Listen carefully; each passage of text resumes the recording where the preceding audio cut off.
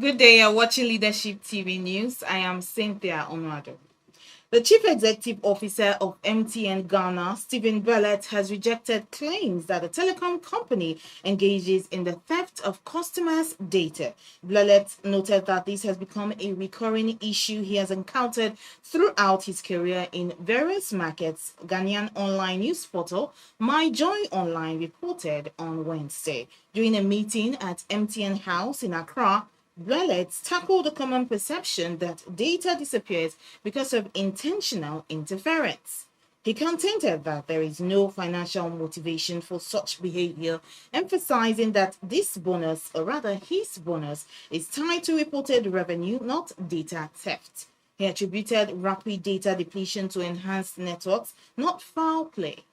The CEO's remarks came amid similar concerns in Nigeria, with subscribers suspecting MTN and other telecommunication operators for the rapid depletion of their data. However, service providers have denied sampling data, blaming increased usage on shifts from 3G and 4G to 5G networks and heavier video streaming.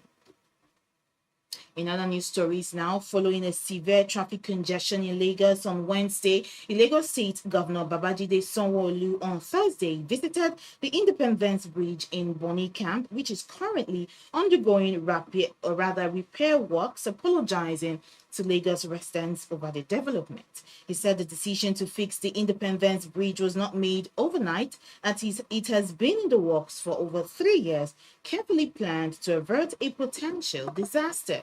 Sanwo-Olu noted that the structural integrity of the bridge has deteriorated, and delaying the current intervention any further would have put lives at risk. He added that while the repair was necessary for the safety of all, he acknowledged the burden it has placed on commuters. The governor assured that the state government was working closely with all relevant agencies to improve traffic management and find immediate solutions to ease the congestion on the corridor. He appealed for continued patience and cooperation, adding that safety remains a priority and the government is committed to ensuring that Lagos State remains not only a hub of progress, but also a place where infrastructure serves the people effectively.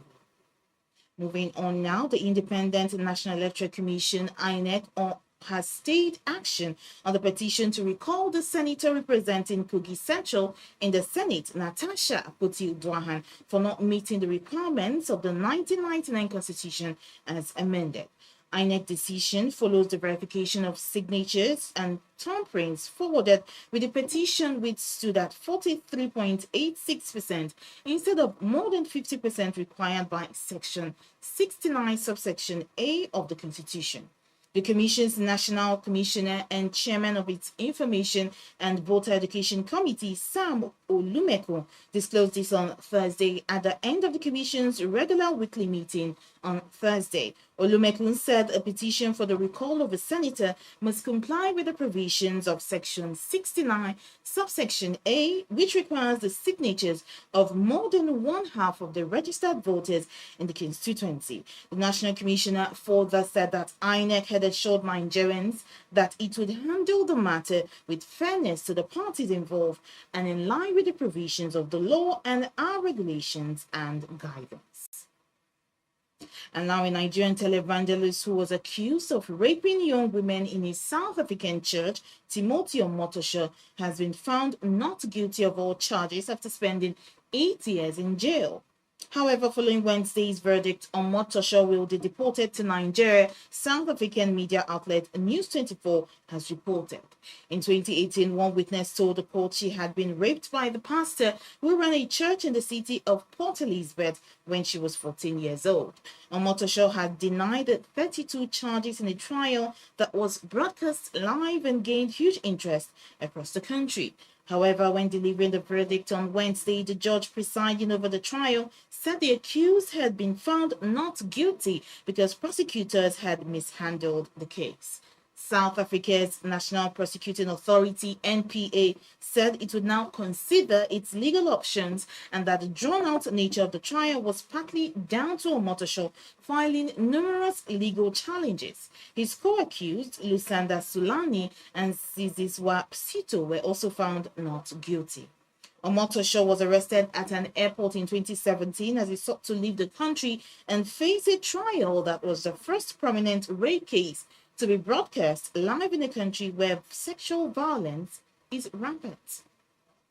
And now on sports news, legendary Nigerian footballer Segun Odugbemi has called, or rather Odegbami has called on the West African sub-region to bid for the hosting rights of the World Cup to enable the region harness the abundant potential and fortunes in the tournament. Odegbami made the call on Wednesday while presenting the 15th Distinguished Public Lecture Series of the Federal University Lokoja, Kogi State with the theme, "Sports has the power to change the world, how true?" The former international said all countries that have hosted the World Cup and other international sporting tournaments recorded huge impacts that improved on their economy and development. Speaking for the mathematical, Odegbami said he was fondly called during his days on the pitch proposed using sports to catalyze, facilitate, accelerate, and enforce the biggest and fastest infrastructural development program for the West African sub-region by West Africa bidding to host the World Cup. Well, that's all the news we have for you here on Leadership TV. For more of our news stories, you can log on to our website, www.leadership.ng. Thanks for watching. Thank you for watching. For sponsorship, please contact 080-3688-6158. Last Word Leadership Podcast Studio. You have the last word.